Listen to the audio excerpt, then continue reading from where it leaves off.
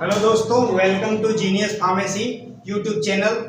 दोस्तों, आज का ये video D pharma second year के लिए है, जिसका subject community pharmacy and management है।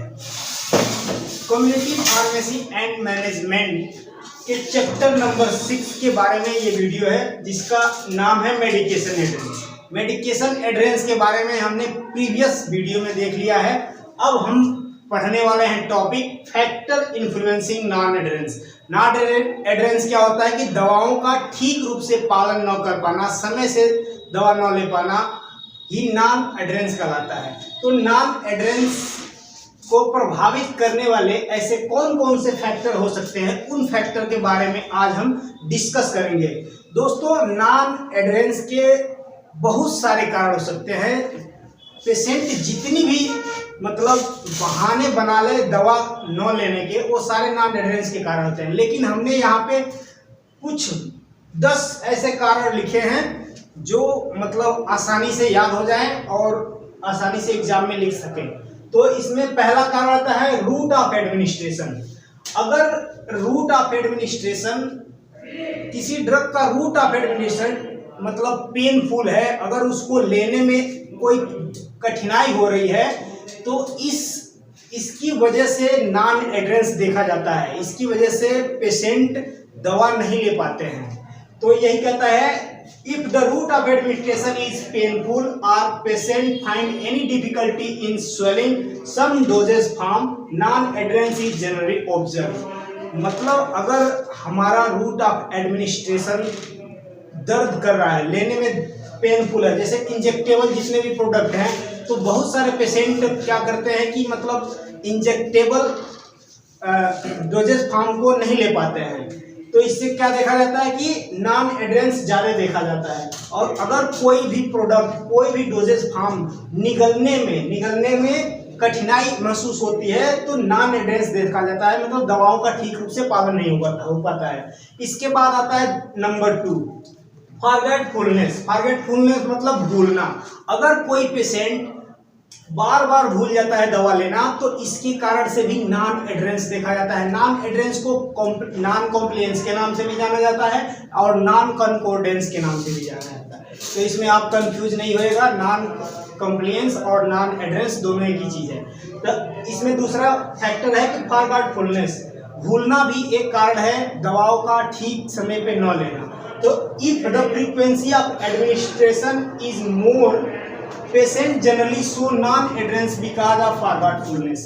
अगर कोई पेशेंट कोई दवा ले रहा है और उस दवा के लेने की फ्रीक्वेंसी ज़्यादा है, इस दवा को सुबह भी लेनी है, शाम को भी लेनी है, दोपहर में भी लेनी है, तो ये फ्रीक्वेंसी अगर किसी दवा की लेने की है, तो इसमें देखा जाता है कि जो पेशेंट है वो बार बार भूल जाता है कि हमको सुबह लेनी है, फिर शाम को लेनी है, फिर दोपहर में लेनी है। तो ये भी भूलना भी एक कारण हो सकता है नॉन एडरेंस का। उसके बाद तीसरा नंबर है कॉस्ट। कॉस्ट जो है, ऐसे बहुत सारे ड्रग्स हैं जो बहुत एक्सपेंसिव है, बहुत महंगे होने के कारण स्टॉक में नहीं होते हैं, हॉस्पिटल में नहीं होते हैं, और जो लोअर इकोनॉमिक स्टेट के पेशेंट होते हैं वो इनको अफोर्ड नहीं कर पाते हैं। क्या होता है कि जो गरीब लोग होते हैं वो इतनी महंगी दवाओं को खरीद नहीं पाते हैं, जिसके कारण से दवाओं का ठीक रूप से पालन नहीं कर पाते हैं।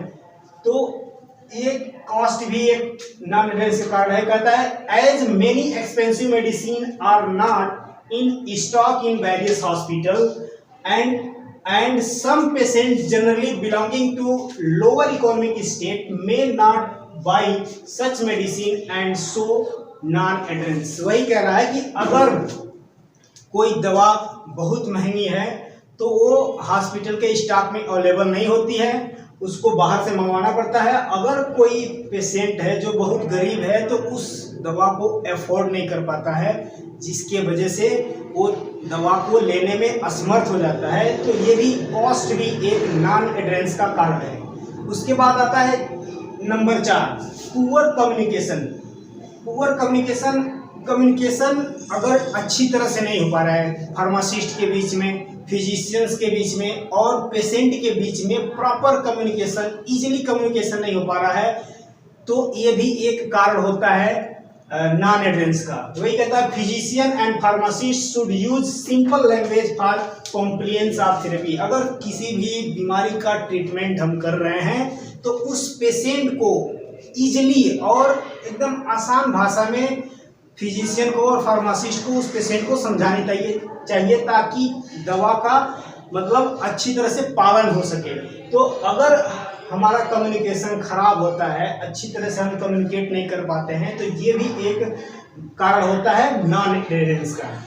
इसके बाद 5वां नंबर आता है साइड इफेक्ट। दोस्तों आप जानते हैं कि जितने भी ड्रग्स होते हैं उनका कुछ ना कुछ साइड इफेक्ट होता है। तो अगर किसी पेशेंट को लेने में कोई पेशेंट कोई दवा ले रहा है तो उसकी साइड इफेक्ट ज़्यादा हो रही है, नोजिया हो रहा है, वोमिटिंग हो रही है, डायरिया हो रहा है, इस तरह की कोई इचिंग हो रही है, एलर्जी हो रही है, तो ये सब अगर साइड इफेक्ट देखे जाते हैं तो पेशेंट उस दवा को लेना छोड़ देता है, जिसके कारण से क्या हमको नॉन एडरेंस देखने को मिलता है।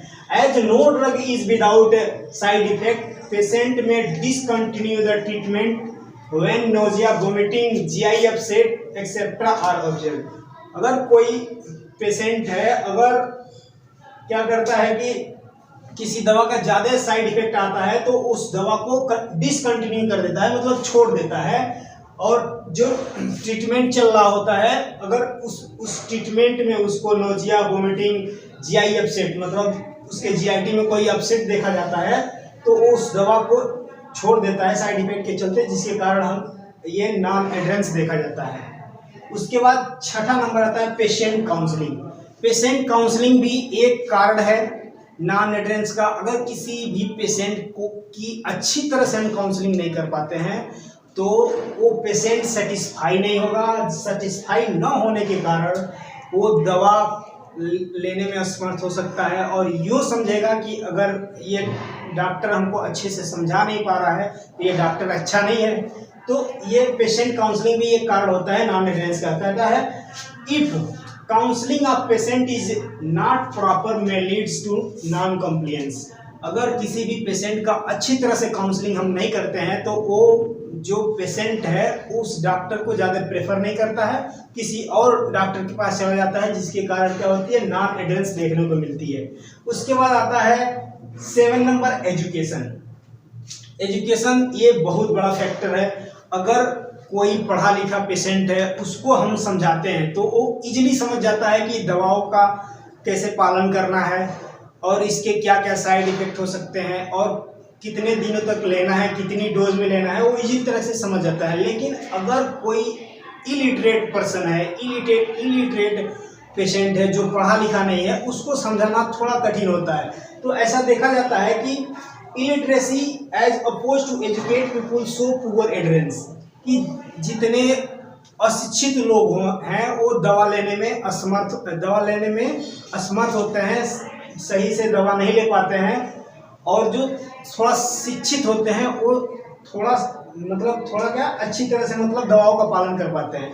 तो इलिटरेसी एजुकेशन भी एक फैक्टर है नॉन एडरेंस का। उसके बाद आता है 8वां नंबर ड्यूरेशन ऑफ थेरेपी। अगर किसी भी बीमारी की जो थेरेपी चल रही है अगर वो ज़्यादा लंबी है, ज़्यादा दिनों तक 6 महीने साल भर है, तो ऐसा देखा जाता है कि